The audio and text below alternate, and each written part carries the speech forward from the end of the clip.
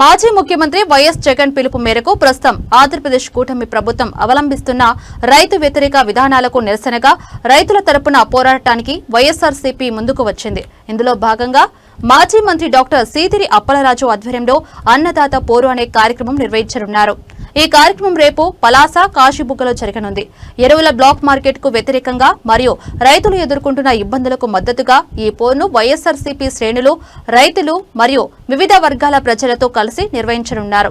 ఈ కార్యక్రమం విజయవంతం కావాలనే లక్ష్యంతో పలాస కాశీబుగ్గ మున్సిపాలిటీ పరిధిలోని వివిధ వార్డులో వైఎస్ఆర్సీపీ పట్టణ కమిటీ ఆధ్వర్యంలో అన్నదాత పోరు పోస్టర్లను ఆవిష్కరించారు.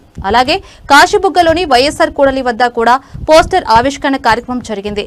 ఈ కార్యక్రమంలో పట్టణంలోని 31 వార్డులకు చెందిన వైఎస్ఆర్సీపీ నాయకులు, కార్యకర్తలు మరియు రైతులు పాల్గొని కార్యక్రమాన్ని విజయవంతం చేయాలని కోరారు. ధాన్యానికి గిట్టుబాటు లేదు, అలాగే పొగాకు గిట్టుబాటు లేదు, అలాగే ఏ పంట పచ్చిమిరప తీసుకోండి, ఏ పంట తీసుకోండి ఈ ప్రభుత్వం గిట్టుబాటు ధర కల్పించట్లేదు.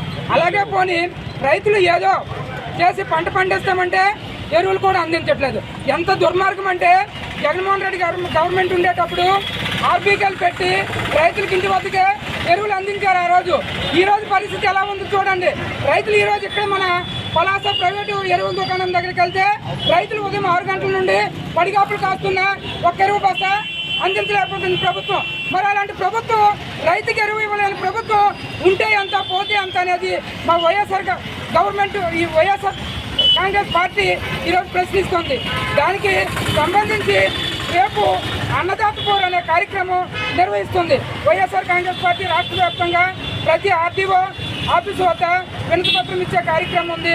అలాగే రేపు మన పలాస డివిజన్లో ఇచ్చాపురం పలాస నియోజకవర్గం రైతాంగం, వైఎస్ఆర్ కాంగ్రెస్ పార్టీ శ్రేణులు అందరూ కూడా రైతులకు మద్దతుగా రేపు ఇదే వైఎస్ఆర్ బొమ్మ నుండి పలాస ఆర్టీసీ కాంప్లెక్స్ వరకు ర్యాలీ నిర్వహించడం జరుగుతుంది.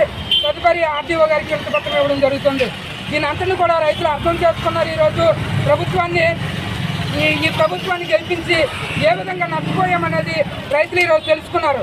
కాబట్టి ఈ ప్రభుత్వం తక్షణమే స్పందించి రైతులకు వెంటనే ఎరువులు అందించాలని, అలాగే రైతులందరూ కూడా ఏకమయ్యి ఈ ప్రభుత్వం మెడలు వంచి రైతులకు న్యాయం చేసుకునే అవసరం ఎంతనే ఉంది. కాబట్టి రైతు సోదరులందరూ కూడా రేపు ర్యాలీకి పాల్గొని విజయవంతం చేయాలని వైఎస్ఆర్ కాంగ్రెస్ పార్టీ పలాస నియోజకవర్గం తరఫున మేమందరం కూడా కోరుకుంటున్నాం.